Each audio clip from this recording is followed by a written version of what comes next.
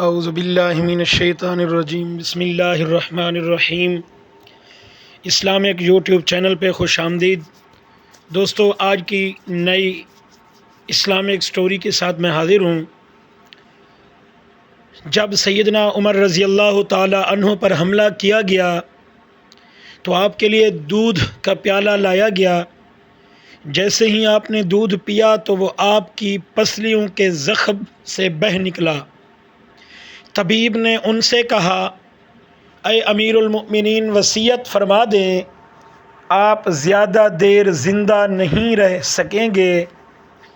تو انہوں نے اپنے بیٹے حضرت عبداللہ کو بلایا اور کہا کہ حذیفہ بن یمان کو میرے پاس بلاؤ۔ حضرت حذیفہ بن یمان حاضر ہوئے۔ یہ وہ صحابی ہیں جنہیں نبی کریم صلی اللہ علیہ وآلہ وسلم نے منافقین کے ناموں کی فہرست عطا کی تھی، اور ان ناموں کے بارے میں اللہ پاک، اس کے رسول اور حذیفہ بن یمان کے علاوہ کوئی نہیں جانتا تھا۔ حضرت عمر رضی اللہ تعالی عنہ نے پوچھا، جبکہ خون ان کی پسلیوں سے بہہ رہا تھا، کہ اے حذیفہ بن یمان، میں آپ کو اللہ پاک کی قسم دے کر کہتا ہوں، کیا اللہ کے رسول صلی اللہ علیہ وآلہ وسلم نے میرا نام منافقین کے ناموں میں لیا ہے یا نہیں؟ تو یہ سن کر حضرت حذیفہ بن یمان کی آنکھوں سے فوراً آنسو جاری ہو گئے اور فرمایا، یہ میرے پاس رسول اللہ صلی اللہ علیہ وسلم کا راز ہے جو میں کسی کو نہیں بتا سکتا۔ آپ نے پھر پوچھا، خدا کے لیے مجھے اتنا بتا دیں، اللہ کے رسول صلی اللہ علیہ وسلم نے میرا نام شامل کیا ہے یا نہیں؟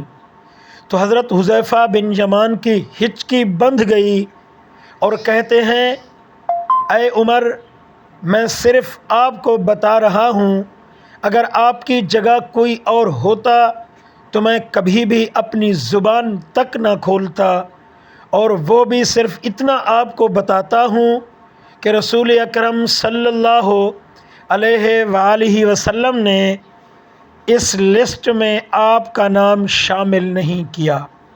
اللہ اکبر۔ حضرت عمر نے اپنے بیٹے عبداللہ سے کہا کہ دنیا میں میرے لیے صرف ایک چیز باقی رہ گئی ہے۔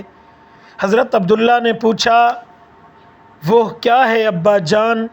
حضرت عمر رضی اللہ تعالی عنہ نے فرمایا، بیٹا، میں جوار رسول صلی اللہ علیہ وسلم میں دفن ہونا چاہتا ہوں، لہٰذا ام المومنین حضرت عائشہ صدیقہ رضی اللہ تعالی عنہا کے پاس جاؤ، ان سے یہ مت کہنا کہ امیر المؤمنین عمر، بلکہ کہنا کہ آپ عمر کو اپنے ساتھیوں کے قدموں میں دفن ہونے کی اجازت دیتی ہیں یا نہیں، کیونکہ آپ اس گھر کی مالکن ہیں۔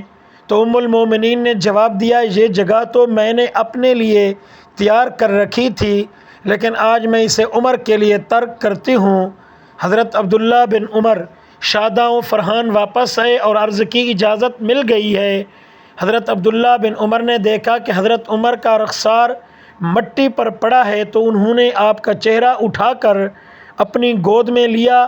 حضرت عمر نے اپنے بیٹے کی طرف دیکھا اور فرمایا، کیوں تم میرا چہرہ مٹی سے بچانا چاہتے ہو؟ حضرت عبداللہ ابن عمر نے کہا، جی ابا جان۔ لیکن حضرت عمر نے بات کاٹتے ہوئے فرمایا، اپنے باپ کا چہرہ مٹی سے لگنے دو، بربادی ہے عمر کے لیے اگر کل اللہ پاک نے اسے نہ بخشا۔ اللہ اکبر۔